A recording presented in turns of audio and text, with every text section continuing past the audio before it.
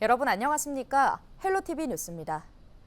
양천구가 정비구역 지정이 고시된 목동 6단지를 대상으로 조합 직접 설립 공공지원을 추진합니다. 양천구는 목동 6단지 정비 사업의 신속한 추진을 위해 조합 직접 설립에 관한 용역을 발주했는데요. 조합 직접 설립은 조합 설립에 관련한 절차와 비용을 공공이 지원하면서 주민협의체를 통해 조합을 만드는 제도입니다. 이 경우 조합추진위원회 구성 절차가 생략돼 재건축 사업 기간을 단축할 수 있습니다. 구는 내년 상반기 내 조합 설립 인가가 진행될 수 있도록 지원할 방침입니다. 1986년 입주한 목동 6단지는 목동 911번지 일대 10만여 제곱미터를 대상으로 용적률 299.87%를 적용해 49층 규모의 15개 동 2,173세대로 재탄생할 예정입니다. 이외에도 어린이집, 경로당, 돌봄센터, 작은 도서관 등 주민 공동시설도 들어섭니다. 7월 서울의 아파트 거래량이 전달에 비해 급증하며 4년 만에 가장 많은 거래량을 기록했습니다.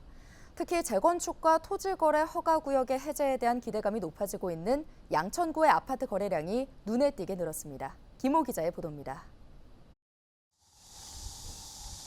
양천구 목동 신시가지에 있는 한 아파트입니다. 최근 전용 면적 66.6제곱미터가 20억 원에 팔렸습니다. 지난 2022년에 세웠던 19억 원을 경신하며 역대 최고가를 기록했습니다. 이처럼 최근 목동을 중심으로 양천구의 아파트 가격이 크게 오르고 있는 데다 거래량 증가폭도 서울 지역에서 가장 높게 나타나고 있습니다. 실제 지난달 양천구의 아파트 거래량은 14일 기준 398건으로 신고 기한이 보름 정도 남았지만 전달에 비해 149%나 상승했습니다. 노원구 130%, 강북구 118%, 동작구 117% 등 주로 강북 지역 아파트 거래량이 크게 늘어난 것으로 조사됐습니다. 이처럼 양천구의 아파트 거래량이 증가한 것은 재건축 사업과 토지 거래 허가구역 해제에 대한 기대감으로 풀이됩니다. 88대 재개 후에 그 재개발을 신속히 추진한다는 국토부의 보도가 있었습니다. 그래서 그 기대감 때문에 거래가 많이 늘어났고요. 또 토지거래 허가가 묶인 지가 만 4년차 됩니다. 그래서 내년 초에는 토지거래 허가가 풀릴 거라는 기대가 지금 팽배해 있습니다. 그래서 매매 거래가 많이 늘어났습니다. 양천구는 물론 서울시 전체 아파트 거래량 역시 꾸준히 증가하고 있는 추세입니다. 지난 1월 2,668건이던 거래량은 2월에 잠시 주춤했을 뿐 매월 꾸준히 증가세를 보이다 6월에는 7,400여 건으로 올 초 대비 3배가량 늘었습니다. 7월에는 아직 신고 기간이 보름 정도 남았지만 이미 전달과 비슷한 거래량을 보이고 있습니다. 최근 미국 금리 인하 소식이 전해지면서 집을 사지 않고 지켜보던 수요자의 매수세가 거래량을 끌어올린 것으로 분석됩니다. 하지만 8월 들어서는 7월보다 거래량이 크게 줄어들고 있습니다. 실제 지난 14일 기준 서울 지역 아파트 거래량은 373건으로 전달에 비해 5%에 불과합니다. 계절적인 비수기인데다 최근 가격이 꾸준히 오르면서 매수자들이 선뜻 매입에 나서지 못하고 있기 때문으로 분석됩니다. 8월 달 같은 경우에는 사실 전통적으로 비수기인데 지금 아파트 금액이 계속 많이 올라가면서 피로도도 좀 쌓여 있고 생각보다 랜드마크 되는 지역에 물건들도 많이 나와 있지 않은 상태라 약간은 좀 주춤한 상태고요. 그렇지만 가격이 많이 급격하게 하락할 것으로 보이지는 않아요. 특히 전문가들은 매도자들이 가격이 더 올라갈 가능성이 있다고 판단해 호가만 올려놓고 다시 매물을 걷어들이는 추세라고 밝혔습니다. 따라서 아파트 거래량은 당분간 둔화될 가능성이 높을 것으로 전망되고 있지만 가격 하락은 동반하지 않을 것으로 보고 있습니다. 헬로티비 뉴스 김호입니다. 이번 주부터 초중고등학교 학생들의 개학이 시작됐습니다. 학기가 시작됨과 동시에 코로나19 유행도 빠르게 퍼지고 있어 우려가 커지고 있습니다. 보도에 전소연 기자입니다. 개학 첫날을 맞은 춘천의 한 초등학교입니다. 학생들이 숨쉬기도 힘든 무더운 더위 속에서도 마스크를 쓰고 학교로 향합니다. 코로나19 확산세가 심상치 않기 때문입니다. 개학 첫날부터 학부모들은 걱정이 앞섭니다. 걱정도 되고 지금 학교에서 걸려오면 어떻게 대처를 해야 될지도 모르겠고 지금 가방 안에다가는 몇 개 이제 넣어놓긴 했어요. 최근 코로나19에 확진된 아이들이 늘어나는 추세입니다. 대한아동병원협회가 취합한 자료를 보면 이달 첫째 주 코로나19 아동 환자는 2주 전보다 2.8배 가까이 늘었습니다. 최근 새로운 변이 바이러스인 KP3가 유행하는 데다 바이러스 항체 보유자들이 많이 줄었기 때문입니다. 전반적으로 우리나라 전체 국민의 면역 상태가 코로나19에 대해서 이제 갖고 있던 항체가의 총합이 감소한 게 직접적인 원인이 아닌가 싶어요. 빠른 확산세에 교육부도 16일 대응책을 내놨습니다. 코로나19에 감염된 학생들은 증상이 심한 경우 등교하지 않고 가정에서 쉬도록 권고하기로 했습니다. 감염 기간 등교하지 않더라도 출석은 인정하기로 했습니다.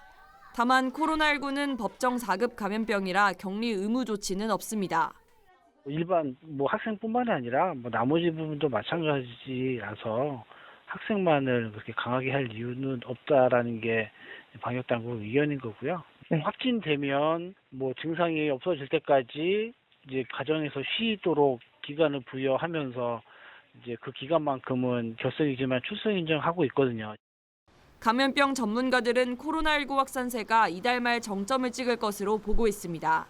코로나 환자가 증가하는 가운데 집단 감염을 막기 위해서는 손 씻기, 마스크 착용 등 개인 위생 관리가 무엇보다 중요합니다.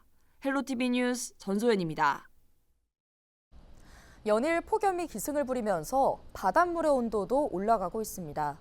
특히 남해안 지역에는 고수온에 더해 적조까지 확산되면서 양식 어민들의 한숨이 깊어지고 있습니다. 보도에 송하영 기자입니다. 배를 드러낸 넙치가 물 아래로 가라앉아 있습니다. 높은 수온으로 인해 지난 9일부터 물고기들이 죽기 시작한 전남 장흥의 한 양식어가입니다. 이곳의 피해 규모는 약 10,000마리, 양식어가는 속이 타들어가기만 합니다.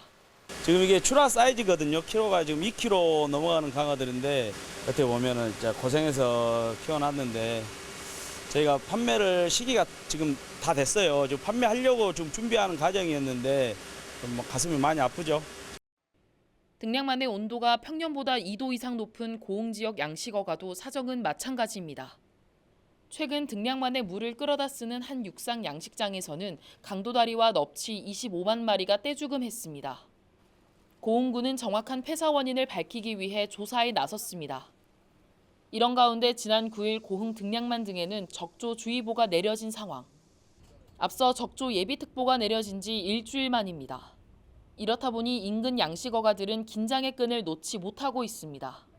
그전에는 이렇게 덥지 않았기 때문에 그런 피해는 없고 우리 양식장에도 그런 피해가 없겠니 걱정이죠. 고온이 되면.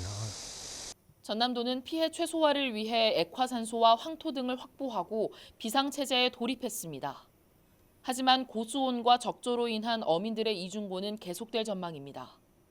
당분간 비 소식이 없는 데다 지난해 전남의 경우 8월 말 수온이 가장 높았던 만큼 집단 폐사 우려가 남아있기 때문입니다.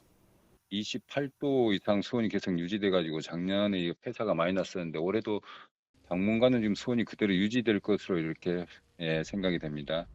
지난 2011년부터 10년 동안 고수온과 적조로 인한 전국의 양식어가 피해 규모는 1,700억여 원. 해당 기간 이상기후로 인한 피해액의 70% 이상을 차지한 가운데 어민들은 그동안의 악몽이 되풀이될까 밤잠을 설치고 있습니다. 헬로티비 뉴스 송하영입니다. 양천 주민들의 수건인 경전철 목동선이 예타조사에서 탈락했다는 소식 전해드린 바 있는데요. 더불어민주당 이용선 의원이 16일 오세훈 서울시장을 만나 목동선의 신속한 재추진을 촉구했습니다. 목동선은 양천구 신월동에서 영등포구 당산역을 연결하는 노선으로 서울 서남부 지역의 교통 불편을 해소하기 위해 2008년부터 추진됐습니다. 하지만 지난달 정부의 예비 타당성 조사를 통과하지 못해 사업이 사실상 무산됐습니다. 서울시는 정거장 조성 등을 검토해 부족한 경제성을 보완하고 사업을 재추진하겠다는 입장입니다.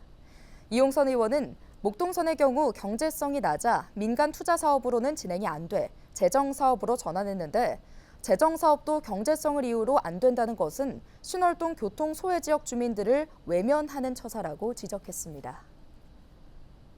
은평구가 을지 연습을 앞두고 공무원 불시 비상 소집을 실시했습니다. 공무원 비상소집은 지난 14일 새벽 5시 45분에 은평구 직원 중 필수 요원을 대상으로 진행됐는데요. 을지연습은 국가 비상사태에 대비해 정부가 매년 실시하는 훈련으로 올해는 오는 19일부터 22일까지 진행됩니다. 을지연습은 은평구, 경찰서 등 15개 유관기관이 참여하며 을지연습 마지막 날에는 주민이 직접 참여하는 민방위 대피 훈련이 열립니다. 양천구가 11월까지 안전복지 컨설팅단을 운영합니다. 안전복지 컨설팅단은 전기, 가스, 화재 사고 등 안전에 취약한 가구를 방문해 안부를 살피는데요. 지원 대상은 기초생활수급자, 차상위 계층, 장애인 등 안전 취약계층 700여 가구입니다. 대상 가구에는 안전복지 컨설팅단이 집으로 찾아가 보일러 등 사고 발생 가능성이 높은 시설물을 점검하고 수리가 필요하거나 노후된 부분을 즉시 정비합니다. 또 미끄럼 방지 매트 등 안전 물품을 지원하고 현장에서 생활 안전 교육도 진행합니다.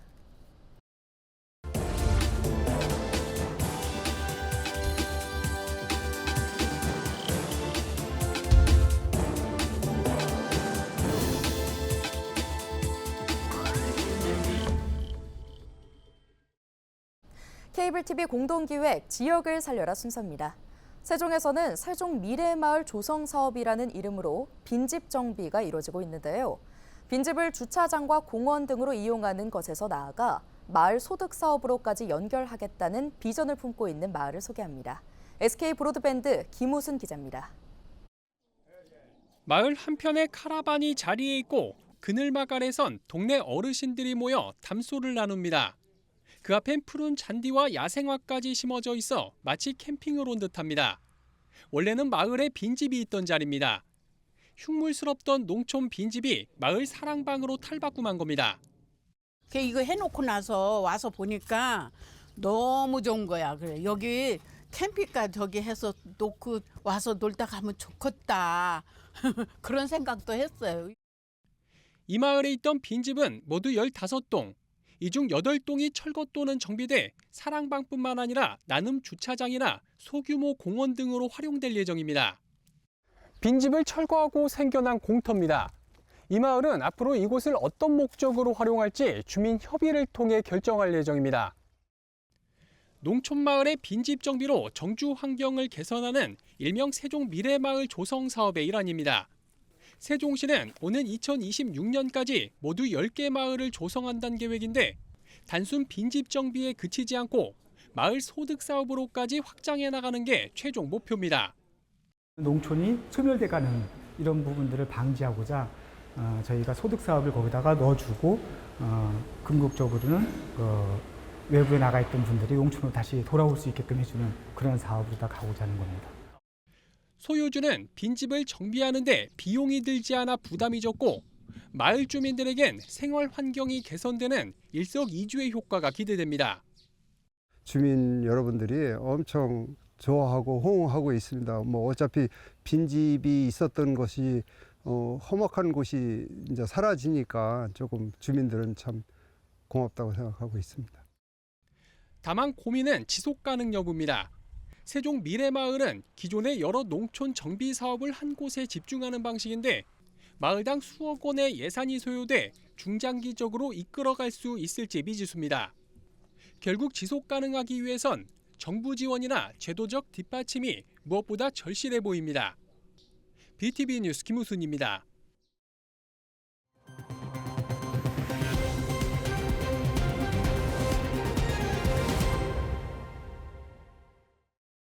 서울시가 노후한 저층 주거지에 주택 공급을 활성화하고 주거 환경을 개선하기 위해 휴먼타운 2.0 사업 대상지를 공모합니다.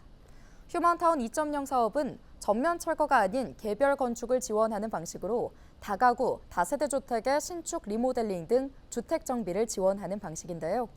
법률적 제약, 사업비 조달 어려움 등 한계가 있어 재개발이 어려운 저층 주거 지역의 건축 규제를 완화해 주택 정비를 활성화한다는 취지입니다.